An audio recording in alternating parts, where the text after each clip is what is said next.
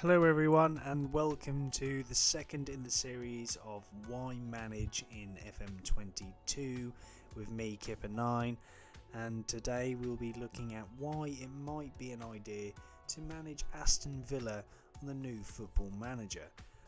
Obviously I don't know any of the new features as such or any further than the sort of like outlay video that they released, but here's my reasons of why it might be an idea for the time being. Okay, so Aston Villa, founded in 1874, that's actually earlier than Arsenal, nicknamed the Villains. They are based in the second city in England, Birmingham, which actually doesn't really yield too much, hasn't yielded too much in the way of successful football. You'd think, sort of like, considering it's the second largest city sort of thing, that there would be maybe more in the way of football from Birmingham, but unfortunately that's not really been the case. Aston Villa probably the best out of them. They're not done awfully though. 7 First Division titles, Premier League, that's the Premiership equivalent, because like I say, they've not really won anything in modern era. 1881, the last time that they've raised the league. 7 FA Cups, 64 years ago the last one though. I mean, that's a long time for probably a club of this size, actually, not to have won anything. Yeah, it's unfortunate, but that's the way it goes. A Community Shield, 6 League Cups, the Champions League, or what was the Champions League in them days, the European Cup, actually the year after they last won the league, and the Super Cup the following season from there. Playing at Villa Park, which has actually been around since 1897, obviously developed and better than it once was, and the capacity 42,749, so it's actually a very good and memorable Premier League ground as well, or used to be used in FA Cup semi-final ties before they sort of like moved to Wembley. Shame actually, because there's some good nights being had at Villa Park. It is one of those grounds that a lot of players or former players used say how much of an atmosphere and how good of a ground the Villa Park is. So it's a shame that those nights don't happen again, but maybe one day we'll see. Okay, so they've got Premiership pedigree. They were part of the inaugural Premier League when it was created in 1992, and they've been in the league for 24 seasons, or they were in the league for 24 seasons before their relegation in the 16-17 season, returning 2 seasons away. So 26 out of the 28 seasons the Premier League has been in existence they have been part of, so they are synonymous with being in the division. They are a club for talent, a club sort of like who have developed or had some good players feature from them, or gone on elsewhere and achieved good things. I mean, I'd actually do, one of the players I do sort of think of with Aston Villa is Gareth Barry, who was there for a very long time, made many appearances before leaving them for Manchester City. Milner the same. Stilian Petrov, an absolute hero of the club. Cult hero Juan Pablo Angel, Milan Baros, formerly of Liverpool, Ashley Young, who's actually back at the club but did join them after Watford. Darren Bent, he's one who actually I think of as well. The England manager himself, Gareth Southgate, with Dwight York, who achieved good things for Manchester United. Keeper Thomas Sorensen. Seems like a strange choice, that one, but Thomas Sorensen was I think sort of like one of those keepers you do sort of remember. He played a lot in the Premier League and he was a very good keeper as well. Olof Mellberg, their former Swedish captain, and he was an immense man mountain. I think really their decline possibly coincided with him. He left and then sort of like poor decisions after that. But Hitzelsberger, Gabby Bonlahor, I know might make some people laugh, but he is their top scorer in the Premier League, and that Jack Grealish fella, and obviously there's many more before, afterwards, but those are some of the best players I think that they've had in the Premier League. especially since I was starting watching it, so you can probably tell my age from those kind of players. Aston Villa's attendance in the Premier League unfortunately ended when they were relegated a few seasons ago. They had been in decline for a little while since Martin O'Neill had sort of like got them consecutive top half finishes, either 6th or 7th, but I say good finishes with them, couple of seasons in the Europa League, but unfortunately after that it seemed to go downhill. A lot of players sort of like left, and then the recruitment wasn't up to scratch afterwards.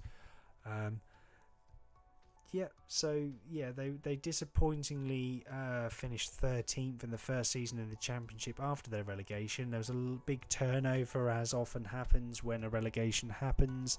Finishing 13th, definitely underperforming. Introduced Steve Bruce, I think, in the second half or second part of that first season after relegation, but he guided them back to the big time the following season. First season, actually I'm not entirely sure that's true, but anyway, so the first season back in the top flight, Villa spent in excess of £100 million on 12 players, which was kind of similar to what Fulham had done the season before. However, Aston Villa did manage to stay up just about with the 1 point, finishing 17th. A strong finish to the season saw that they stayed up whilst Bournemouth were relegated. Second season, much better, much improved, and deservedly so. Finishing 11th with 55 points. That's 20 points better than the previous season. And they did spend nearly £100 million again, so they have spent quite a lot of money since returning to the Premier League. So why would it be a good decision to manage Villa? Well, a good few reasons in my opinion, is because there's a certain Jack Grealish to replace. Obviously a good reason, or one of the main reasons they stayed up in the Premiership after coming back in the first place, was because of his talents, and basically more or less single-handedly in the first one, dragging the play up the pitch, breaking lines, making things happen with the assists and goals that he scored. Arguably without him they would not have survived that first season back, and there's a good reason why Manchester City bought him, because he is such a good talent, he's such a good playmaker. So as he was such an important, integral part of Villa staying up, can you fill the void? Can you create a new playmaker? Can you fill the gap that fill the talisman void? Basically, they've spent a lot of money this season again. Aston Villa obviously selling Grealish for a lot of money meant that they had the money to invest. But can you work with that squad now? Can you create as many chances as he used to? Can you drag up the pitch? Can you get somebody with some individual brilliance? Emi Buendia is possibly that man, signed from Norwich. He was basically their talisman. He was that kind of player for them. So can you get him, although he's on the opposite flank, so can you get him to take over that mantle that Grealish once had? And can you get him to create the chances needed to stay up and to be even better in the Premier League this season? Second part, I would say a integral fascination of Aston Villa, or a key sort of like point, is with the fact that they actually are ambitious. They have spent money. Maybe the first season wasn't quite where they'd like to. Obviously, you'd prefer a bit of a better finish than 17th, but they've spent the money, and arguably they are spending it in the right places on the right players, and reaping the rewards for spending money on the right players. And they're not afraid, and they have said that they are ambitious and they do want to sort of improve each year. Dean Smith, the current manager, has said that is the aim. They've spent money and they do definitely want to try and get into the top half of the league. I think they probably do want to try and crack into that top 7 places if they can. And with the acquisitions of, with Brendier as well, of Leon Bailey, formerly of Leverkusen, who were a top side in Germany, and Danny Ings, who is definitely a prolific forward. There's very good signings there, very astute signings, kind of under the radar really. They kind of just happened, which is you don't often see that these days. Like some, often news is broken quite early on, but these ones sort of like, they kind of like announced and followed through very quickly. They secured their targets without too much fuss, which is obviously a positive for Aston Villa. So can you get the best out of these signings? Can you get Danny Ings to continue where he left off from Southampton? Can you integrate Bailey into your Aston Villa side? Can you break into the top half? Because the ambition and the players are definitely there. So they are a club 100% worthwhile managing.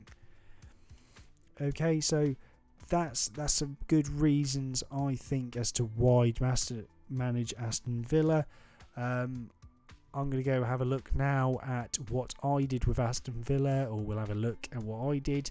And we can see on the left hand side, I've broken into the top 10 as they would have wanted to. I am a little bit disappointed I haven't done slightly better, to be honest, but top 10 is a realistic goal, and that is something definitely worthwhile, and something I'm happy to have achieved. The only disappointing thing, I think personally, is the cup run. Second round by Luton Town in the Carabao Cup, third round by Liverpool in the FA Cup, and that was a big defeat. Got tonked 5-1 there. Disappointing. I would have liked a cup run. It would have been nice to sort of like have one of those, because I think Aston Villa are on the side, break into the top 10. Obviously, getting into the European places would be amazing, but behind that, getting a trophy, I think having a nice day out of Wembley for the fans would be something they definitely want to achieve, and that would be amazing. I think it's possible. They definitely could have a cup run. The big clubs, I know that they sort of like to challenge, but the way that the seasons are going and the amount of games and the pressure on them, I think sort of like maybe going out of one of the cup competitions might be something they would not necessarily look for, but they won't be fussed if it happened. But there we go. I think it's definitely within their reach. They definitely have a team, and they definitely have the mentality to possibly achieve it. I'm happy with the league position in 8th. So we'll have a look then at the squad and the goals. Watkins and Danny Ings with 18 and 16. I'm quite happy with that. I think if you offered them this at the moment, they'd probably take them. Maybe a bit higher, obviously, individually. I mean, like you'd probably want a bit personal. You'd put a bit more for your stats as well. But for the team-wise, 18 and 16 together in a good strike partnership, I think is a strong performance overall. 34 amongst the front line. Bailey also with 9, so I'm quite happy with that. I mean, debut season, 9 goals from an inside forward isn't bad. That's pretty strong as well. Assists, I think, are the only thing that let down. Obviously, do want Brendier really to be assisting more than 6 times. But they've spread out quite a way. So it's one of those things. I mean, I could have done a bit differently, but this is what I went with. This is sort of all the end tactic that I've finalised on and finished with. Sweeper keeper with Martinez, because I think he's a very good one. He's a top class keeper, and I think that he's a very good reason why Aston Villa are doing very well recently. Wing back Young, potentially could have gone inverted wing back as he is right footed, but I'm not necessarily a fan of that, and I felt that wing back I probably do want him to stay wider, because Bailey I've got up there as an inside forward. Wing back Matty Cash, was tempted to actually go with attacking for him, because I do think that's the kind of role he does in there, but again I do have to remember it is a game, so I'm trying to keep a bit of defensive stability because of the players, and I'm not sure how the match engine would have taken it. Buendia I made as a wide playmaker. I possibly could have gone with an advanced playmaker up here, but I wasn't a fan of I think when we were going through to start off with, or there was a spell where it wasn't quite clicking, so I moved him back, and maybe just being that further back it was defensively better but not offensively better. Douglas Luiz, ball winning midfielder, box to box with McGinn. I did go into the slight trap of shadow strike with Watkins because both up front wasn't quite clicking somewhere.